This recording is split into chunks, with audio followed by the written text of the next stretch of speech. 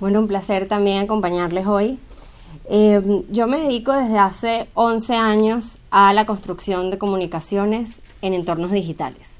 Mi tema desde el 24/7 y los 365 días del año, porque nunca en internet se baja la Santa María, es los mensajes que llegan, las tendencias que se generan, la nueva construcción de la comunicación, y entendiendo además que soy generación en Venezuela junto a Rodrigo, junto al propio presidente Juan Guaidó y un montón de personas que en el 2007 estábamos tratando en Venezuela de organizarnos, agruparnos y poder liderar un movimiento ciudadano y enfrentar incluso en elecciones a Chávez, que fueron las únicas elecciones que Chávez perdió después del cierre de RCTV. Esa generación nos hemos visto con cierta madurez y compromiso con el tema político en Venezuela, que quizás en generaciones sobre nosotros o debajo en la misma universidad no encontrábamos. Ahí en ese momento yo decidí empezar a vincularme con el tema de redes sociales y pude construir una carrera que me llevó a tener las cuentas y marcas que les comentábamos en la parte de publicidad. Pero para mí, incluso en este país donde la publicidad tiene tanto impacto y el mensaje y la comunicación digital tiene tanto impacto, tropezar con especialistas y colegas de mi área y decirles que hemos desarrollado 18 campañas políticas para presos políticos de mi generación, es decir, menores de 35 años, que hemos liderado comunicaciones digitales para vencer robots manipulados por el gobierno, que hemos tenido que buscar en los movimientos electorales como las elecciones de la Asamblea Nacional en Venezuela del 2015, espacios para poder generar vía streaming, como está hoy la conferencia, un canal que pudiera explicarle a la diáspora venezolana cómo se estaban llevando las elecciones ese día, porque no había medios de comunicación que hicieran cobertura de unas elecciones nacionales. Es para mí, como profesional del área de la comunicación, una realidad difícil de explicar en otros entornos, sobre todo dentro del marco de la construcción de mensajes. Durante todo este tiempo me he divertido con muchísimas cuentas y mensajes optimistas y dentro del mundo de las marcas, pero a la vez me ha tocado sentarme a pensar cómo afecta, por ejemplo, intervención de otros países en las democracias, la llegada de mensajes o noticias falsas, manejo de bots y tendencias en Twitter. Y esas son grandes preguntas que yo creo que son parte de la construcción del pensamiento libertario hoy en día. Cuando Lorenz estaba hablando de lo fácil que es para los nuevos ciudadanos irse de un pensamiento ideológico a otro pensamiento ideológico, no puedo evitar pensar el impacto de lo que mi área hace. El área digital ha logrado movilizar electores o desmovilizarlos, decir que la abstención es una salida o que no es una salida. Hoy los presidentes y los grandes dictadores hacen vida y comunicación en estos entornos sociales. La pregunta para mí en el marco de este tema y en el área de mi especialidad es cuánto más vamos a dejar abandonados esos espacios, aquellos que quieren construir el pensamiento y las vías democráticas. ¿Qué sucede? Me acuerdo en las elecciones de Donald Trump y Hillary Clinton, junto con la embajada americana hicimos un seguimiento y estudio de cómo crecían las tendencias, y 2 días antes de que se llevaran a cabo las elecciones hicimos un evento con la embajada americana en donde 2 especialistas, un compañero y colega en el área y yo, decíamos según los números que veíamos en internet quién podría ser ganador de las urnas.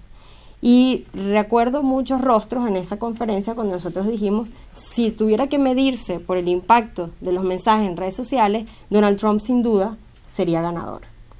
Y para algunos eso era inexplicable, era inentendible. De hecho, del día que ganó hay gente que no terminaba de creerse que eso era posible. Y nosotros decíamos, bueno, es que lidera la conversación digital. Y muchas veces escucho sobre el tema de las redes sociales y sobre el tema que es mi área y la que manejo y en la que me limito a conversar el día de hoy, muchas críticas sobre esa nueva construcción de pensamiento libertario donde dicen que son los hijos de las noticias falsas o los fake news, son los hijos de esta nueva generación, son los hijos de los que se dejan llevar por las tendencias y hay poca construcción de pensamiento político y pensamiento crítico y eso debilita las democracias. Entonces ahí como parte de esta generación que construye y trabaja en esta área, me he preguntado qué podemos hacer para fortalecerlo. Lo primero, y estas son algunas de las pocas respuestas que tengo dentro del marco de eso, entiendan también que no solo tengo 33 años, soy venezolana y soy hija de cubanos que tuvieron que emigrar de Cuba. Entonces podrán imaginar mi histórico, cómo de alguna manera moldea mi realidad hoy en día y cómo no veo tan distante el tema migratorio ni el tema de las dictaduras. Vengo de una familia que esta historia se ha repetido 3 veces. La primera con mis abuelos que emigraron de Cuba con mi papá de pocos años. La segunda cuando tuve que ver en Venezuela a mi papá irse de Venezuela porque decía que le parecía muy similar al modelo cubano. Y ahora yo, a mis 32, 31, que migré de Venezuela nuevamente. Son 3 generaciones huyendo de las dictaduras. Entonces he visto cómo el impacto de lo que nosotros hacemos ha logrado que se liberen presos políticos. Eso lo he logrado ver con campañas que incluso he liderado para que eso pudiera suceder, con simplemente esperanza y la capacidad de movilizar. Porque sí existe una capacidad de movilizar, comprometer, explicar, conectar fuertemente, incluso escuchar a las audiencias y qué los mueve hoy en día para poder construir un mensaje de alto impacto. Sin embargo, nuevamente con dejar espacios libres, que es donde yo quisiera dejar la gran reflexión, cuando vemos a las redes sociales desde la superficialidad de los mensajes espontáneos, de que pareciera que fuera un mundo paralelo, cuando dicen, eso lo dicen en Twitter, como si fuera otra dimensión, y no, es la gente diciendo en Twitter, pero la gente de esta dimensión, no de otra dimensión. Cuando dicen, eso está pasando en Twitter, eso está pasando en Facebook, no está pasando en Facebook, está la gente generando esos mensajes. Y una vez, haciendo análisis de una campaña política, se dejó solo a un candidato liderar mucho la conversación, porque, bueno, era más cómico, más espontáneo en redes, y los más intelectuales decían, es que las redes son así.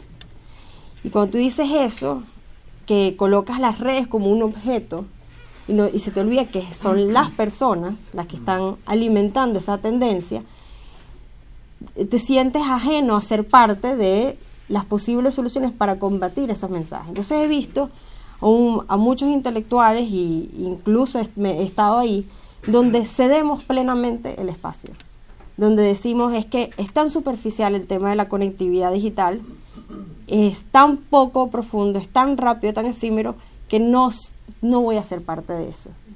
Y cuando los de pensamiento libertario, cuando los de pensamiento demócrata abandonan estos espacios, le dan ventaja a una dictadura de comunicación que se propaga con una facilidad muy rápida, porque esa es la ventaja de los entornos digitales. Entonces, con esta reflexión quiero cerrar, no con ánimos de ser pesimista frente al reto actual que vivimos en este mundo tan interconectado, sino con una invitación a que ya no seamos tan ajenos de algo que llegó. Yo me acuerdo cuando imagínense empezar, yo tengo 33 años y empecé mi agencia hace 12. Estaba en plena universidad. Y me acuerdo que los grandes especialistas de comunicación, incluso los profesores de mi misma universidad, de semiótica, etcétera, miraban lo que yo hacía, porque era en Facebook, como algo simple y un hobby. Hoy en día no hay reunión de campaña política que no se hable del tema digital. Y para algunos de pensamiento demócrata estamos llegando muy tarde a ocupar esos espacios. Entonces, mi invitación es a que, lejos de verlo como un tema distante, como un tema complejo, es un tema que es la gente comunicándose entre sí. No es mera tecnología, es solamente el recipiente, y el contenido tenemos que tomarlo nosotros, defender la verdad, defender el periodismo, defender la lucha contra la censura y sobre todo no dejar espacios libres porque son batallas que hemos decidido no combatir y que obviamente algunos van a obtener importantes victorias. Gracias.